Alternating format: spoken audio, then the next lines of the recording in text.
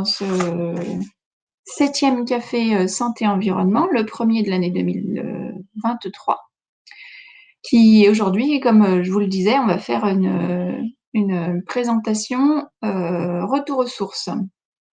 Je vais vous partager mon écran sur une présentation. Hop, voilà. J'arrive. Voilà, donc 7e café environnement, un retour aux sources pour reparler ensemble des fondamentaux. Donc moi, je suis Stéphanie Favre, je travaille au CEREMA et je suis en charge de l'animation de à la fois la plateforme, le site internet Territoire Environnement Santé et la communauté santé-environnement dont on va parler aujourd'hui. Vous avez peut-être reçu via LinkedIn, si vous êtes sur LinkedIn, vous avez peut-être déjà vu ce petit visuel. N'hésitez pas à retransmettre à vos contacts LinkedIn, à tous les acteurs de la santé-environnement qui travaillent avec vous. Mais pour commencer l'année, alors j'espère que vous avez tous un café parce que c'est le principe aujourd'hui. Et c'est le principe de ces rencontres matinales. Donc déjà, je voulais vous souhaiter à tous une très bonne année, bien sûr bonne santé, plein de projets qui vont aboutir. Et puis voilà, je voulais vous souhaiter à la fois de la force, la même force que ce tabouret et la même sérénité que ce chien. Parce que parfois, dans nos univers professionnels, on sent un petit peu à la fois le tabouret et le chien. Et avec le sumo qui est juste au-dessus de nous. Voilà. Pour commencer, alors de quoi nous allons parler aujourd'hui? Aujourd'hui, on va prendre le temps de présenter et d'échanger sur les fondamentaux de la communauté santé-environnement. Donc ça se fera en 3 temps. Ça sera un temps présentation du CEREMA, très bref. Un temps communauté plus ciblé sur la communauté santé-environnement et sur expertise territoire. Donc, vous présentez qui nous sommes. Et un temps plus d'échange, de partage et de réflexion, une activité collective sur ce sujet. Finalement, une communauté santé-environnement, pourquoi faire? Alors pour faire cette présentation, alors aujourd'hui c'est moi qui parle, Stéphanie Favre, donc du CEREMA, mais c'est un travail d'équipe, hein, le CEREMA travaille toujours en équipe. Donc comme je vous disais, il y a Clotilde qui aura peut-être l'occasion de se présenter, mais qui est là pour vous aussi vous répondre à vos questions sur le chat et vous assister sur tous les aspects techniques. Il y aura aussi une petite partie de Sandrine qui se présentera tout à l'heure, et puis plusieurs acteurs du CEREMA qui pourront répondre à vos questions. Donc les temps 1 et 2 sont un peu des temps descendants, mais n'hésitez pas à poser vos questions dans le chat, à lever la main, à prendre la parole. Vos questions sont bien sûr les bienvenues. Et dans le temps 3, effectivement, on aura une réflexion collective sur l'outil Klaxoon. Donc, on vous enverra le lien sur le chat pour que vous puissiez vous connecter. Voilà pour les principes de la séance d'aujourd'hui. La première partie donc concerne le CEREMA. Je voulais vous représenter quand même le CEREMA pour vous expliquer dans quel cadre on parle et pourquoi c'est nous qui parlons aujourd'hui et qui sommes animateurs de cette communauté santé-environnement. Donc c'est plutôt, voilà, je voulais vous représenter ça pour avoir un cadre général, que vous ayez en tête ces informations. Ça va être assez rapide. C'est vraiment pour amorcer les échanges. Donc le CEREMA, un acteur en santé-environnement. En fait, je voulais juste vous montrer notre site internet pour vous repréciser qui était le CEREMA. Vous ne connaissez pas forcément tous. Donc notre page internet, si vous la voyez, elle s'affiche bien là? Oui. Oui, super. Ok, merci. Donc c'est le CEREMA en bref, c'est l'expertise publique pour la transition écologique et la cohésion des territoires. C'est donc un établissement public sous tutelle du ministère de la Transition écologique et de la cohésion des territoires. Et les mots-clés que je voulais vous signaler sur cette présentation, c'est finalement notre rôle d'accompagnement des collectivités territoriales pour plusieurs choses, pour l'élaboration, le déploiement et l'évaluation de politiques publiques d'aménagement et de transport. Et un point important pour ce travail avec les collectivités, c'est qu'aujourd'hui, les collectivités sont partie prenante de notre gouvernance. Elles peuvent même être adhérentes du CEREMA. Certaines d'entre elles ont prévu d'être adhérentes du CEREMA, donc elles participent aux grandes décisions et aux grandes orientations du CEREMA et à au choix de nos priorités stratégiques. Et donc, quand on voit les compétences du CEREMA, nos champs de compétences, je vais remettre, j'espère que ça va marcher. Est-ce que vous voyez bien ma présentation là? Oui, c'est bien la présentation qui s'affiche? Oui, par contre, elle n'est pas en plein écran. Ok. Affichage. Ok, elle est en plein écran là? Parfait. Ok, donc nos champs de compétences, en fait, ils sont ces 6 domaines d'expertise pour une vision globale. Mer, littoral, bâtiment, mobilité, environnement et risques, infrastructure de transport, expertise et ingénierie territoriale. Donc, c'est des champs de compétences qui sont très liés aux champs de compétences des collectivités territoriales, des communes, des métropoles, des départements, des régions. Et qui ont aussi un point commun, c'est qu'ils parlent aussi du cadre de vie, du bien-être. Et donc, le point commun entre tous ces sujets, c'est qu'ils ont un lien avec la santé des habitants. Et donc, le CEREMA agit aujourd'hui dans le cadre du PNSE 4. Donc, je vous ai remis le visuel du PNSE 4, du Plan national santé-environnement, et notamment dans le cadre de l'action 16. Donc le PNSE 4, il rappelle très bien l'importance et le nombre des acteurs en santé-environnement. On sait qu'on est nombreux et on verra tout à l'heure qu'effectivement sur cette communauté, il y a une grande diversité d'acteurs. Et il rappelle aussi l'importance de fédérer ces acteurs, pose les enjeux pour les collectivités territoriales en termes de santé. C'est vraiment de réduire les inégalités sociales et territoriales. Et effectivement, et aussi de renforcer les compétences des collectivités territoriales. Renforcer les compétences, ça veut dire aussi renforcer les connaissances, renforcer les savoir-faire. Et c'est aussi sur ce sujet que le CEREMA se positionne aujourd'hui en créant, comme l'indique l'action 16, une plateforme collaborative pour les collectivités et renforcer cette expertise. Donc en accompagnement de cette vision de l'action 16.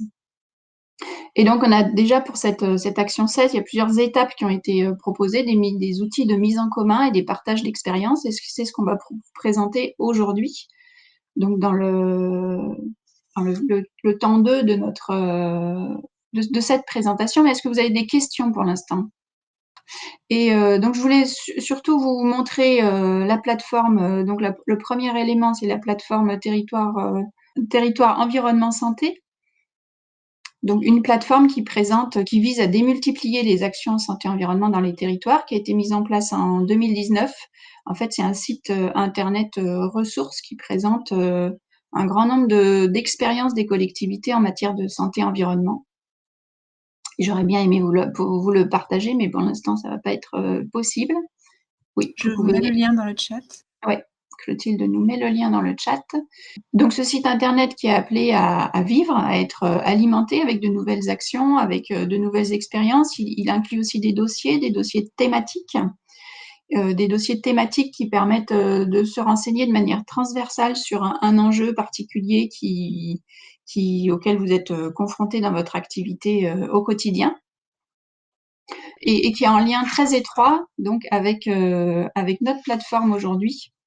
Ce que je voulais dire, oui, sur la plateforme territoire environnement santé, c'est un outil qui est alimenté par le CEREMA, qui va être enrichi en 2023, notamment avec un volet sur les formations en santé environnement. Donc, si vous avez des formations en santé environnement en projet, n'hésitez pas à nous les transmettre pour qu'on puisse les diffuser. Aujourd'hui, il y a 142 actions qui sont sur ce projet et c'est donc un centre de ressources qui présente aussi des informations qui sont à la fois géolocalisées, qui sont structurées et qui vous présentent à la fois des méthodes et aussi des partenaires pour que vous ayez un panorama de l'ensemble des acteurs en santé-environnement. Donc, si vous avez de nouvelles actions, si vous avez des actualités aussi, il y a toute une partie actualité, n'hésitez pas à nous les transférer pour qu'on puisse diffuser sur ce site internet. Je vais juste aller vers la deuxième partie de notre présentation pour conclure vers le second outil qui est plus récent, qui est la communauté où nous nous trouvons aujourd'hui, donc la communauté santé-environnement sur la plateforme Expertise Territoire. Et donc sur ce sujet, donc c'est le deuxième outil de la communauté santé-environnement, je voulais laisser peut-être la parole à Sandrine Kelling qui nous a rejoint tout à l'heure. Est-ce qu'elle est bien là, Sandrine? Donc je vais juste en profiter pour envoyer le petit mail Je à suis bien là, Sandrine. je suis bien là. Donc voilà. D'accord. Bonjour Sandrine. Bonjour. Oui, est-ce que je peux le temps que j'envoie, voilà, exactement. Je vais te laisser juste présenter les grands principes généraux et les objectifs visés par Expertise Territoire. Oui. Et je vais envoyer ma présentation à Clotilde pendant ce temps-là. Merci Sandrine.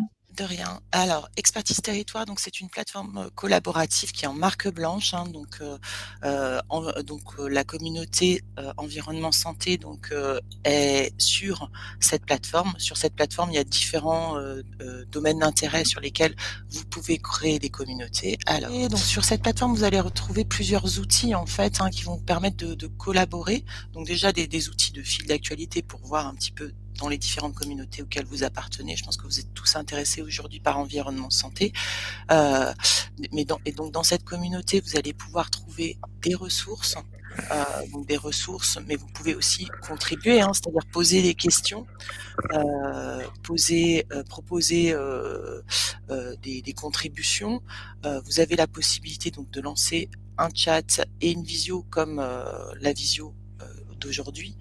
Et vous avez la possibilité de travailler à plusieurs sur un même document. Donc c'est un socle technique qui est solide, il y a juste un problème là au niveau de l'hébergement. Voilà. Sur la pré-production, donc un petit peu à quoi elle ressemble, c'est pas la vraie instance, c'est l'instance parallèle sur lesquelles on fait les développements. Donc vous avez un fil d'actualité, un onglet des communautés avec les différentes communautés qu'il y a, une vue liste, une vue carte, des ressources, donc les ressources qui sont moissonnées sur une plateforme documentaire, de la possibilité des questions-réponses, c'est toutes les questions-réponses en fait qui sont posées dans les communautés dans lesquelles vous appartenez. Donc si vous êtes il y a 3 statuts pour des communautés. Santé environnement, c'est une communauté donc qui est publique et qui est accessible à toutes les personnes en fait. Elles sont juste modérées au niveau des inscriptions. Donc voilà, donc je peux l'avoir, je ne suis pas inscrite dans la communauté, donc je vais avoir une présentation de la communauté. Vous avez le lien que Stéphanie vous rappelait tout à l'heure, donc de la plateforme complémentaire du site là-dessus. Donc les différents animateurs, vous allez retrouver donc tout le fil d'actualité sur la communauté, des vidéos, des événements.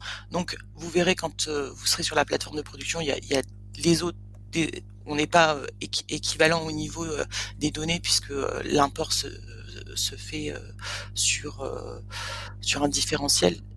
Voilà. Donc pour m'inscrire, je décide de m'inscrire, mais c'est vraiment les animateurs en fait qui vont valider l'inscription sur la plateforme, sur cette communauté. Donc je vais avoir l'annuaire, avec toutes les personnes qui sont présentes dans la communauté, la possibilité de les trier par organisation, par ville, les différents événements, donc ça va être tous les cafés que vous allez retrouver dans les événements, les questions-réponses, la possibilité de poser des questions-réponses. Donc on peut poser des questions-réponses et contribuer seulement à partir du moment où on est inscrit dans la communauté, sinon on peut juste voir ce qui s'y passe puisqu'elle est publique, la veille qui est postée et les vidéos. Voilà Stéphanie, je ne sais pas si tu voulais que j'aille plus loin puisque comme on n'est pas sur les données exactes de la communauté. Non, c'est parfait Sandrine. Merci d'avoir pris le relais. A priori, Clotilde a eu le temps de récupérer ma présentation. Donc, on va pouvoir continuer la présentation. Merci beaucoup. Donc, l'idée, oui, de cette plateforme collaborative, effectivement, c'est que tout le monde puisse publier à la fois des ressources, des événements et des questions. Les événements, pour l'instant, c'est surtout les événements bimensuels, donc les webinaires de 45 minutes, mais vous pouvez aussi publier d'autres éléments qui peuvent être plus locaux ou nationaux. Et l'idée effectivement de ces webinaires du vendredi matin, c'est de ressortir avec des solutions pour ses propres projets. Et comme je vous le disais tout à l'heure, tout est en rediffusion, donc on est bien effectivement enregistré en ce moment. Je pense qu'on peut aller. L'idée, c'était de vous présenter à la fois les fonctions de base pour que vous les ayez en tête, et s'il y a besoin, on vous accompagnera dans la prise en main. Mais c'était aussi pour vous présenter un petit bilan au bout de 4 mois. Donc la communauté santé environnement, elle est toute jeune, hein, elle a 4 mois. Donc aujourd'hui, on a une centaine d'inscrits. Vous voyez, on est bien là, oui. On a une centaine d'inscrits sur la plateforme. Donc pour vous donner une idée de qui sont ces inscrits, je suis allée voir les profils. Donc parmi ces membres, donc on a des collectivités territoriales de tout niveau, donc région, département, métropole, commune. On a des établissements publics, des observatoires, l'ADEME, un PNR, des associations, le réseau ISE, le réseau français des villes santé environnement. On a bien sûr des services de l'État aussi, ministère de la Santé, ministère de la Transition écologique. Et on a aussi une vingtaine de membres, donc ça fait quand même un gros pourcentage qui sont non identifiés parce que les profils ne sont pas forcément remplis. Donc, l'une des demandes que j'ai aujourd'hui, c'est si vous êtes membre de cette communauté, de remplir votre profil tout simplement en ajoutant votre origine, origine professionnelle, en mettant si c'est une association, le nom de l'association, voilà, si c'est une collectivité, pour que nous, on en sache un petit peu plus sur cette communauté. Ce que je voulais vous rappeler aussi, c'est qu'il y a eu donc jusqu'à présent ces 4 mois 6 cafés tels qu'on le fait aujourd'hui. Des cafés qui peuvent être plutôt techniques, donc une présentation sur la gestion du radon, sur Green Data for Health, donc tout ce qui est collecte et sur les données de santé. Des présentations un peu pratiques sur l'ordonnance verte et sur de Strasbourg, donc la mise en place de l'ordonnance verte dans la ville de Strasbourg, et sur une vision très transversale de la ville de Lorient, sur comment construire un projet partagé de territoire en santé et environnement. Donc toutes ces informations, vous les retrouvez sur la plateforme, et qui est à nouveau opérationnel. Merci Sandrine, parce qu'on a derrière toute une équipe qui s'occupe de tout ça, qui est très réactive et à qui on pose des questions quand on peut être en galère en préparation ou juste le jour même de la présentation. Ils sont toujours là, ils sont toujours disponibles. Donc voilà, et ce que je vous ai mis, le petit carré en bas à droite, c'est aussi la veille. Donc les ressources, on n'a pas vraiment à alimenter la partie ressources, parce que la ressource, c'est le site internet territoire engagé pour la santé, pour l'environnement.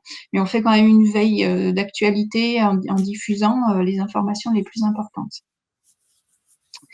Voilà. Voilà, le deuxième point, je vais essayer d'accélérer parce que je voulais garder un petit peu de temps pour les échanges entre nous. Donc ça, effectivement, Sandrine nous l'a déjà présenté, donc je ne vais pas revenir dessus. Fil d'actualité, événements, questions-réponses, ressources et la veille. Ça a été fait en live par Sandrine, merci. Et donc, on vous a mis un tout petit tuto sur cette présentation pour savoir comment vous inscrire, parce que parmi vous, en fait, il y a des gens qui sont déjà inscrits.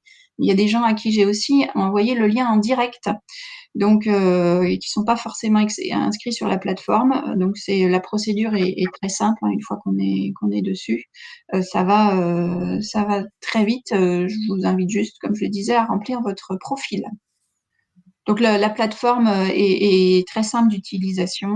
Je peux, sans être experte, moi j'arrive facilement à publier des événements, des veilles, des actus. Donc voilà, je pense que c'est un outil très simple et très accessible, même pour les personnes non expérimentées sur Internet. Voilà, est-ce que j'avais d'autres choses? Est-ce qu'il y a des questions déjà? Alors j'ai vu qu'il y avait des questions sur le chat, mais elles sont remontées. Donc il va falloir que je les... Est-ce que je peux remonter dans le chat? Il y avait une question de Oui. Morgan Stemfley, je pense que j'écorche le nom. Comment se situe cette communauté par rapport à celle animée par le GD4H et le HDH? Alors, je ne connais pas le GD4H et le HDH, je suis désolée, j'espère pouvoir rencontrer ces acteurs prochainement ou échanger avec eux. En fait, pour l'instant, cette plateforme, en fait, elle est en marque blanche, elle est animée par le CEREMA, donc c'est le CEREMA qui prend la main pour l'instant pour la faire vivre, mais elle est amenée à pouvoir collaborer avec d'autres acteurs de la santé environnement qui peuvent... Alors, le GD4H, en fait, c'est le Green Data for Health. J'avais pas percuté. Mais... Je peux en dire un mot si vous voulez. Allez, vous aviez mis du CEREMA. Donc, le dispositif là qu'on vous présente aujourd'hui, donc que ce soit la plateforme, la communauté expertise.territoire. En fait, c'est des outils qui sont rattachés, on pourrait dire, au comité d'animation des territoires, donc qui est une instance du PNSE 4. Donc le GD4H, c'est aussi un des groupes de travail de suivi du PNSE 4. Voilà, donc c'est articulé, on va dire, au sein du PNSE. Juste un mot pour dire qu'on a eu une intervention de Paul Grignon qui est venu présenter donc au titre du GD4H les appels à projets et défis. Donc c'était le 4e café, je crois. Voilà, donc c'est articulé au sein du PNSE. Oui, merci Xavier. Et donc, comme je disais, on est bien en marque blanche. L'expertise territoire est animée pour l'instant par le CEREMA, mais c'est un outil collaboratif, donc qui est ouvert à toute collaboration avec d'autres acteurs. Donc là, la collaboration avec ces organismes ou ces acteurs, elle est bien faite, mais ça peut être aussi fait avec d'autres acteurs.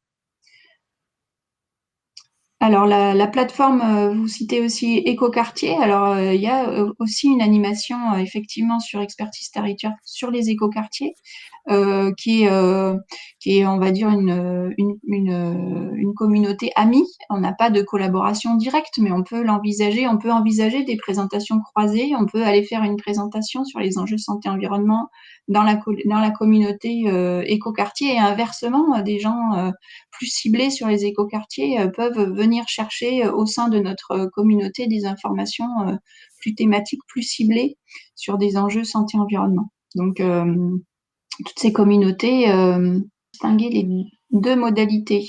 Alors, je comprends pas bien la question. Vous voulez dire entre le site internet et la communauté? Si c'est la question, en fait, le site internet, il est grand public, il est ouvert à tous. Et l'idée de la communauté, c'est de plutôt s'adresser à des professionnels qui ont envie d'aller plus loin et d'engager des collaborations ou de se renseigner de manière un petit peu plus, en cercle un petit peu plus professionnel, plus ciblé sur leur domaine d'intérêt, voire de chercher des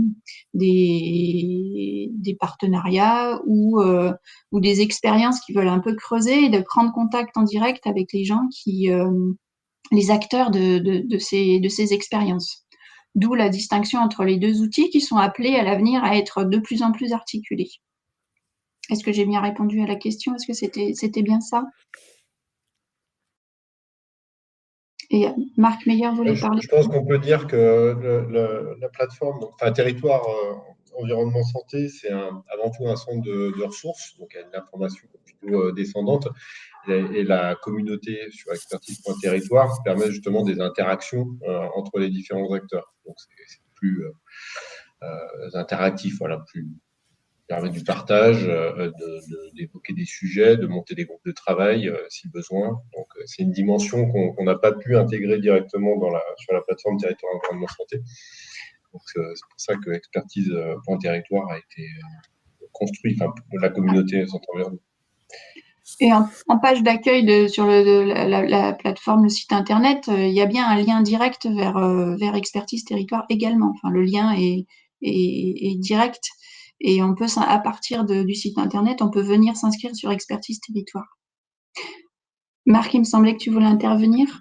Oui, mais Xavier a largement précisé mon propos, donc je vous laisse reprendre. Ok. Est-ce qu'il y avait d'autres questions? Parce que je n'arrive pas à remonter dans le chat. Alors, n'hésitez pas à les reposer si on n'a pas répondu à toutes vos questions. Et il nous restera ensuite 10 minutes pour une petite partie, donc une partie brève, mais je pense que ça suffit, un peu collaborative pour tester les outils collaboratifs en ligne. Je vais peut-être prendre encore une question. Oui, on a bien en tête effectivement les problématiques, c'est de ce dont on va parler maintenant. Y a-t-il des propositions de collaboration entre acteurs privés et collectivités? Les propositions de collaboration entre acteurs privés et collectivités, alors je ne sais pas exactement ce que vous appelez des acteurs privés, mais a priori, dans les acteurs que je vous ai mentionnés sur la communauté en tout cas, c'est des acteurs associatifs, des acteurs plutôt institutionnels. Donc, il n'y a pas d'intervenants strictement privés, enfin d'entreprises privées sur la communauté. Donc pour l'instant, la collaboration, il n'y a pas de bureau d'études, par exemple, on n'en a pas repéré.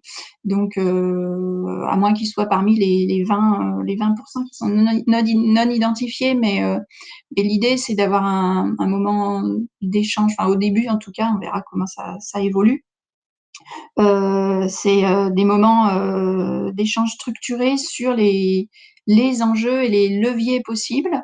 Et après, la gestion avec les relations avec les privés, avec les bureaux d'études ou les partenaires du secteur privé, on peut discuter entre nous, par exemple, des difficultés de pilotage d'un bureau d'études, mais de manière très générale, en fait. Donc, on n'est pas amené, nous, à monter des collaborations privées-publiques. C'est du ressort de chacun des participants. Et le lien, pour la dernière question, le lien avec les PRSE, les PRSE, à une réunion le 28 janvier des correspondants PRSE à Paris, donc ils sont en cours d'élaboration, de finalisation. Ils vont décliner aujourd'hui le PNSE 4. Donc la filiation directe, pour moi, il y a une cohérence quand même globale entre PNSE et PRSE. Donc au niveau des thématiques et des enjeux qui seront adressés, on sera sur une grosse cohérence. Et aussi la présence du CEREMA, que j'ai pas forcément présenté au début, mais elle est assurée dans l'ensemble des territoires. C'est-à-dire que le CEREMA aujourd'hui est présent et dispose de référents santé-environnement dans chacun des territoires de ces implantations. Donc, c'est eux, à travers eux, qu'on pourra avoir des informations sur l'évolution des PRSE et les attentes plus précises, les enjeux plus précis en fonction des régions. Les implantations ultramarines du CEREMA. Alors là, je vais peut-être laisser Marc ou Xavier présenter les. Voilà, Clotilde vous met la présentation et les implantations du CEREMA. Je n'ai pas toute l'actualité en tête, mais on travaille bien avec les territoires ultramarins. On a bien des correspondants en métropole qui sont en lien direct avec nos agences ultramarines. Donc, et vous retrouverez toutes nos implantations sur notre site internet. Donc j'ai recité, je ne sais pas si vous avez pu assister au séminaire du Haut Conseil, HCSP, du Haut Conseil à la Santé publique du 11 janvier. Mais seul on va plus vite, ensemble on va plus loin. Donc c'est une citation assez classique, mais on l'a réentendue lors de ce séminaire de la semaine dernière, ou même de ce début de semaine, puisque c'était le 11 janvier, c'était mercredi. Donc je vous invite aussi à aller voir le replay de ce séminaire qui sera en ligne. Et donc, comme je le précisais en début de séance, on va faire une petite animation sur Klaxoon. Je vous présente les différentes questions qu'on souhaitait vous poser. Je vois qu'il y a d'autres questions qui arrivent. Est-ce qu'il y a quelque part sur la plateforme la liste des contacts des correspondants santé-environnement?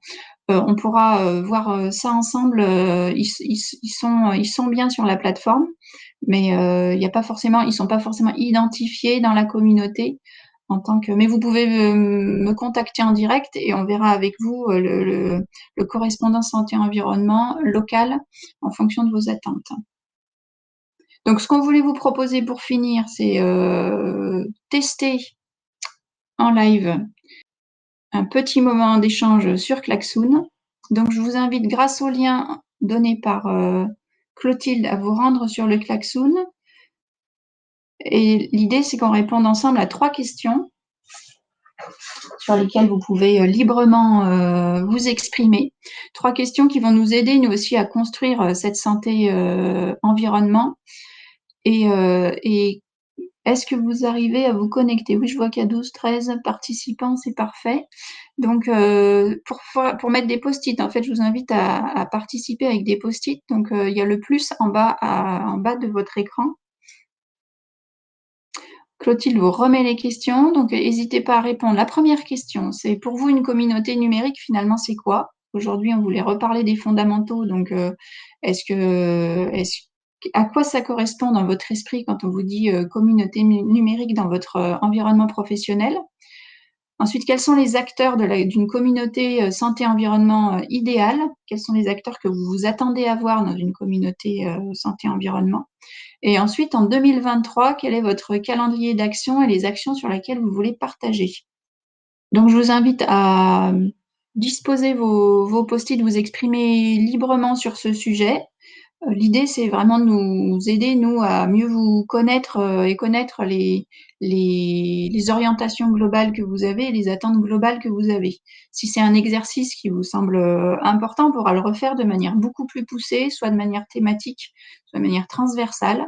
Aujourd'hui, c'est vraiment, on vise la communauté idéale et on voudrait vraiment connaître votre communauté idéale. Donc, dites-nous, n'hésitez pas à vous exprimer. Et effectivement, comme le dit Clotilde, vous pouvez aussi répondre dans le chat directement si vous n'arrivez pas à vous connecter sur Klaxoon. On sait que c'est un sujet assez récurrent, les connexions Klaxoon. N'hésitez pas à utiliser les deux outils, le chat pour les questions ou directement le Klaxoon. Je vais vous laisser remplir pendant 5 minutes. Et je ferai une petite synthèse. Cette synthèse, elle sera aussi présentée lors de la prochaine réunion le 27 janvier, donc sous le même format. Ça nous permettra de reparler rapidement ou d'approfondir en fonction des sujets qui vont sortir tous ces sujets-là.